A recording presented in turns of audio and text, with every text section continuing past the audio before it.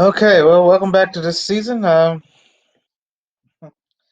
we get through this, so Rocky, I hope you are getting these videos so that you can get back on track. Come on, girl, you gotta get that. Come on, come on, Demetrius, keep it up, though. Doing a good job. Need you keep it up. Some of y'all really slacking too. All right, all right. Okay, Jasmine, you're starting to do all right. All right, so don't slack. But y'all need to do this assignment first, right here, the student.desmos.com. Okay, go through, do the slides. Go ahead tripping. Um, just gives you idea of what the kind of things that we're going over. Just kind of review what the graphs or the trig functions. All right, and then some of the uses that they may have for that. All right, so then just go through the slides, get that done, because yes, it is a grade. Okay, all this stuff is important. Okay, um, so again, get that done first. Okay, do that first before you start onto the delta math assignment. All right. With the trigonometry. Okay, make sure y'all know the different ratios. For this assignment, you really only need to know the first three. So that's the sine, cosine, and tangent. Okay, remember those ratios: sine opposite over hypotenuse, cosine is adjacent over hypotenuse, and tangent is opposite over adjacent. Okay, so first thing I want to go over is how, if you have a triangle, all right, let's say I have a triangle, right triangle, and that's the right part right there. Okay, let's say that the length of this side is 11. Let's say this side here is 17. And I want to find the measure of this angle here, which is theta. Okay, so we want to use trig to find the measure of the angle. Whenever you want to find the measure of the angle, you use inverse. Okay, but you got to know which ratio to use. So again, start with your angle. So we have 11 here is the adjacent side, 17 is the hypotenuse. So which one uses adjacent and hypotenuse? Is cosine. So, but we need to find the angle. So we got to do inverse of cosine of that. I don't know if y'all remember, we did that in class. All right, so I'm gonna do inverse cosine. That's with the -1. Okay, you got that on your phone, and if you have a calculator, inverse cosine adjacent over hypotenuse, so it'll be 11 over 17. Okay, so when you put that into your calculator, okay, you're gonna do inverse of cosine, 11 over 17. Now, also remember, make sure you're in degree mode.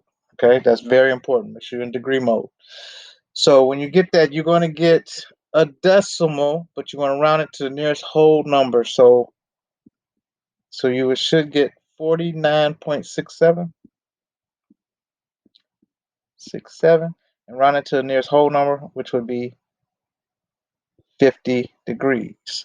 Okay, so again, whenever we want to find on one of those delta math assignments, I want you to find the angle measure. Okay, it's best to draw the triangle out, plot out what you have, then find out which ratio you need to use, and just use inverse. Okay, and then that will tell you what to measure that angle is. Okay, so this right here, that means that theta is equal to 50 degrees.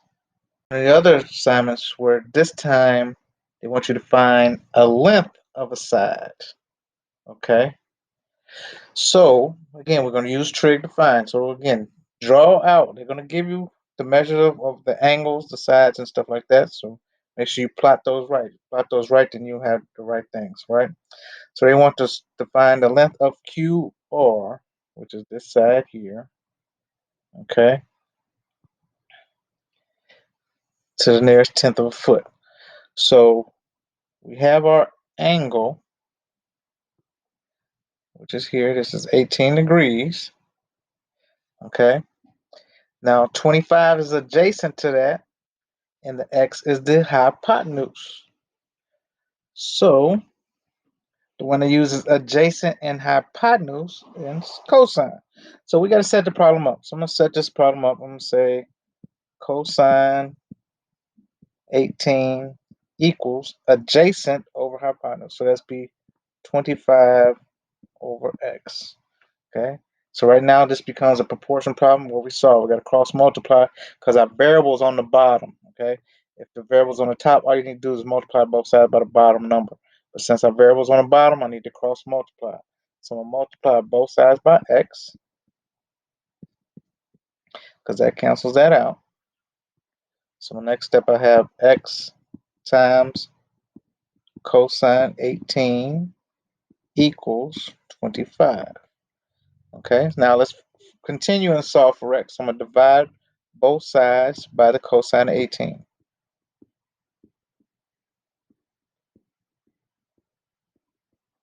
Okay, and now this is what you're going to put in the calculator, just like this. You're going to put this part right here.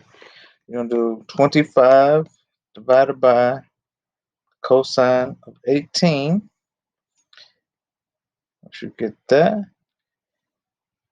you're going to get a decimal. Always, they want us to round to the nearest tenth. So x is approximately 26.28. So now to round to the nearest tenth, I mean the first number after decimal. So instead 8 right here is higher than 5. That makes that 2 go up to 3. So your final answer is going to be 26.3. Okay. So again, hopefully this helps you out. Again, follow the videos. Use the examples that they give you on the Delta math. All right, it will help you. Okay, again, I can see which problems that you're doing wrong, but if you don't attempt, and I'm not saying where you went wrong, how can I help? Okay, so you got to do that. All right, so everybody understand that? All right, again, Anthony, you need to get your stuff on the ball, dude. Okay, you got to get this done. All right, so again, everybody stay safe. All right, wash those hands, wear your mask if you need to. All right, hope everybody in your family's doing fine, hanging in there. Okay, again, we're all gonna get through this, and again, I do care about you. I want everybody to succeed. All right, let's do this. All right, later.